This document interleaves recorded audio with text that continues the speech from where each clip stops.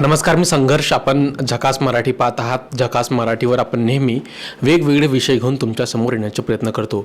महाराष्ट्रामध्ये पावसाळी अधिवेशन सुरू आहे आणि ह्या पावसाळी अधिवेशनामध्ये एक महत्त्वाचा मुद्दा आहे, तो गाजत आहे. तो म्हणजे अनुसूचित जातींच्या उपवर्गीकरणाचा मुद्दा.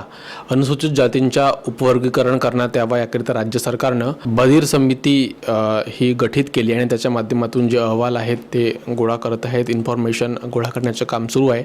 मात्र त्या अनुसूचित जातीच्या उपवर्गीकरणाला अनेक लोक महाराष्ट्रातून विरोध करत आहेत. अनेक सामाजिक संघटना असो हे विरोध करत आहेत आणि महाराष्ट्रातल्या आपल्या अधिवेशनामध्ये हा मुद्दा ज्यांनी रेटून धरला आहे ते म्हणजे महाराष्ट्राचे माजी सामाजिक न्याय व विशेषशाही विभागाचे मंत्री इंजिनियर राजकुमार बडोले साहेब. हिवाळी अधिवेशन नागपूर याच्यामध्ये सुद्धा बडोले साहेबांनी ह्या मुद्द्यावर लक्षवेधी मांडत संपूर्ण महाराष्ट्राचे लक्ष वेधलं होतं आणि 30 जूनला मुंबईमध्ये ह्या उपवर्गीकरणाच्या विरोधासाठी एक मोठं आंदोलन साहेबांनी उभारलं आहे आणि त्या ठिकाणी जवळपास 5 लाखपेक्षा जास्त लोक येण्याची संभावना आहे. नेमकं कशा पद्धतीनं हा आंदोलन आहे, नेमकं साहेबांची काय भूमिका आहे आणि यांचं जे म्हणणं आहे राज्य शासन कितपत ऐकत आहे, कुठपर्यंत प्रोसेस गेली आहे आणि कुणाकुणाचं समर्थन यांना मिळत आहे, या सर्व प्रश्नांची उत्तरे आज आपण महाराष्ट्राचे माजी सामाजिक न्याय व विशेषशाही विभागाचे मंत्री आणि आमदार राजकुमार बडोले साहेब यांच्याकडून आज जाणून घेणार आहोत. आमच्यासोबत स्वतः बडोले साहेब. साहेब, स्वागत आहे आपलं झकास मराठीवर. मुंबईला आपण 30 जूनला आंदोलन उभारलं आहात आणि महाराष्ट्रातून जवळपास 5 लाखपेक्षा जास्त जे समाज बांधव आहेत ते एकत्रित येण्याचे संकेत आहेत. नेमकं कशा पद्धतीने हा आंदोलनाची तयारी? मुंबईला 30 जून 2026ला दुपारी 12 वाजता प्रचंड मोठा मोर्चा उपवर्गीकरणाच्या विरोधामध्ये महाराष्ट्र उपवर्गीकरण संघर्ष समिती यांच्यामार्फत या ठिकाणी आयोजित केलेला आहे. आणि या आयोजन समितीमध्ये प्रामुख्यानं रिपब्लिकन सेनेचे सरसेनानी आनंदराज आंबेडकर साहेब, भारतीय बुद्धिस्ट महासभेचे कार्याध्यक्ष भीमरावजी आंबेडकर साहेब, राष्ट्रीय चर्मकार महासंघाचे अध्यक्ष बबनरावजी घोलप साहेब आणि मी आणि त्याचबरोबर अनेक संघटनांचे प्रतिनिधी त्या ठिकाणी या आंदोलनामध्ये सहभागी होत आहेत. अनेक आमदारांचा पाठिंबा त्याला आहे आणि साधारणतः 5 लाखपर्यंत लोक त्या ठिकाणी येतील अशी संभावना आहे आणि त्या दृष्टीनं महाराष्ट्राच्या कानाकोपऱ्यामध्ये प्रचंड मोठा प्रतिसाद या निमित्तानं त्या ठिकाणी आहे. महाराष्ट्र सरकारनं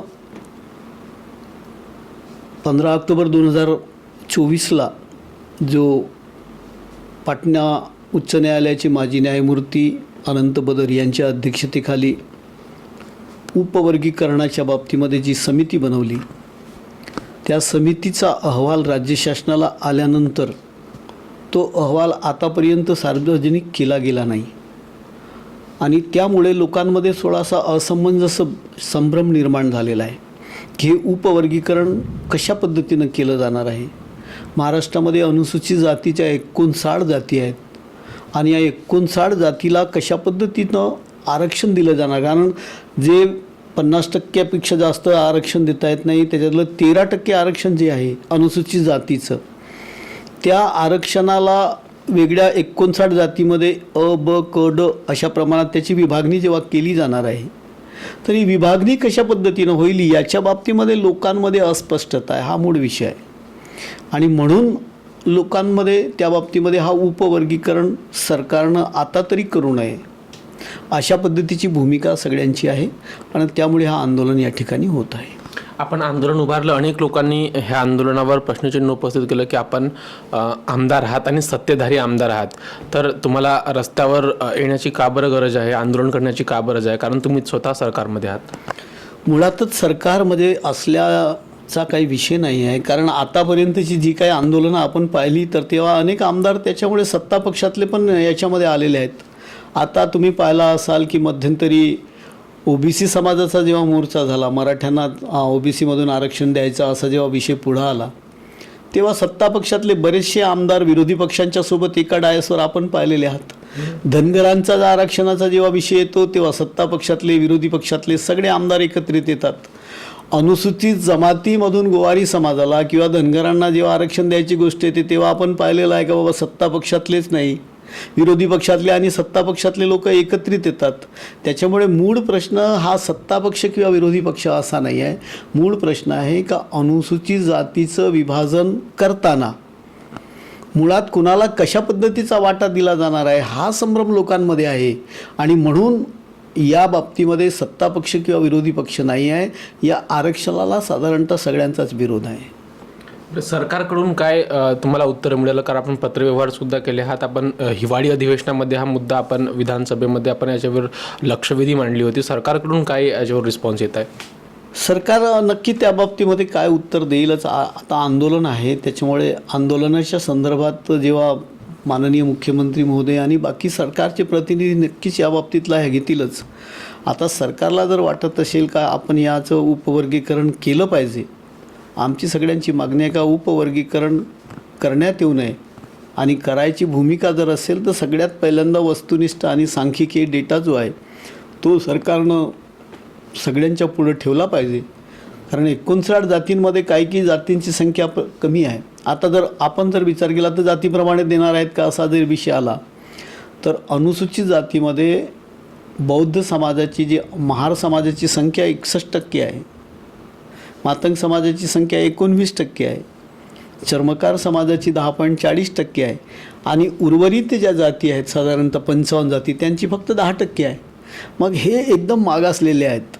या मागासलेल्या जातींना कशा पद्धतीनं भेटणार आहे, त्यांचा काय हिस्सा राहील, असे अनेक प्रश्न त्याच्यामध्ये आहेत. त्याच्यामुळे हा समजावा तेवढा सोपा विषय नाही. म्हणून सगळ्यांची मागणी आहे.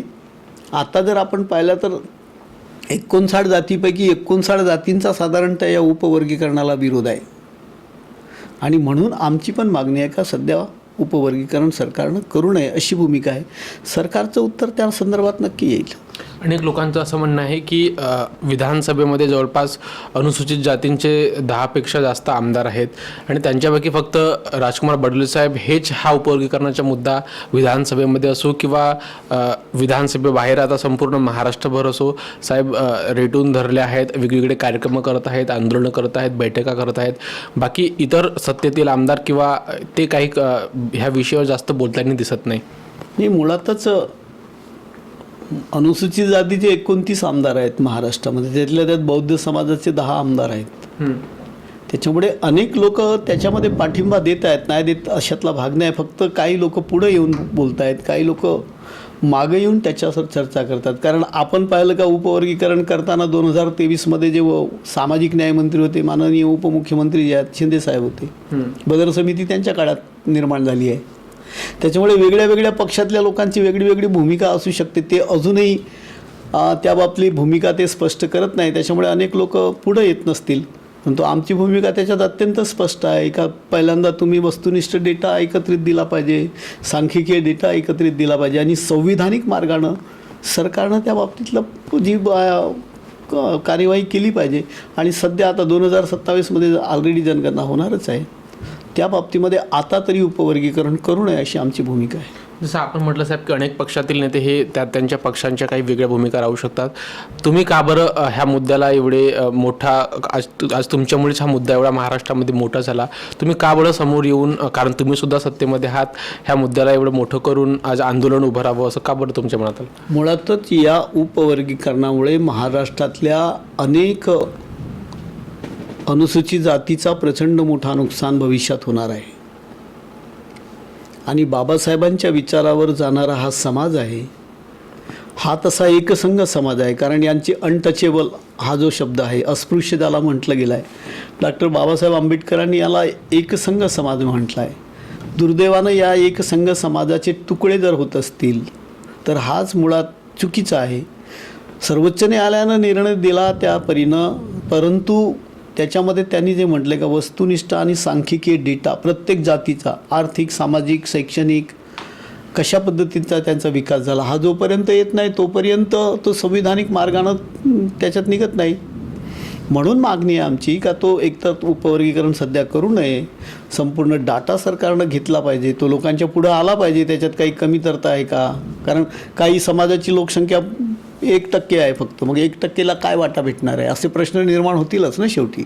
कारण 55 जाती या 10%च्या आतमध्ये आहेत. 55 मग या 55 जातींना कशा पद्धतीनं तिथं भाग भेटणार आहे असा विषय येतो आहे. म्हणून हा विषय संविधानिक मार्गानं सोडवला गेला पाहिजे अशी आमची भूमिका आहे.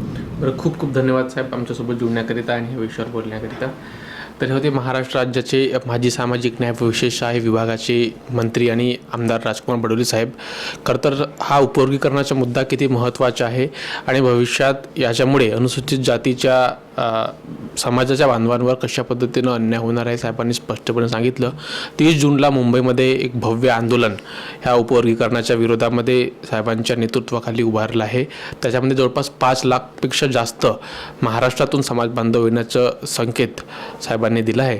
नेमकं आता सरकारची भूमिका यावर काय राहते हे बघण्यायोग्य आहे. सरकार नेमकं काय निर्णय घेते याच्याकडे संपूर्ण महाराष्ट्राचं लक्ष आहे. आपण झकास मराठी पाहत आहात आणि आजची मुलाखत ही व्हिडिओ शेवटपर्यंत पाहिली त्याबद्दल सर्व प्रेक्षकांच्या मनापासून आभार.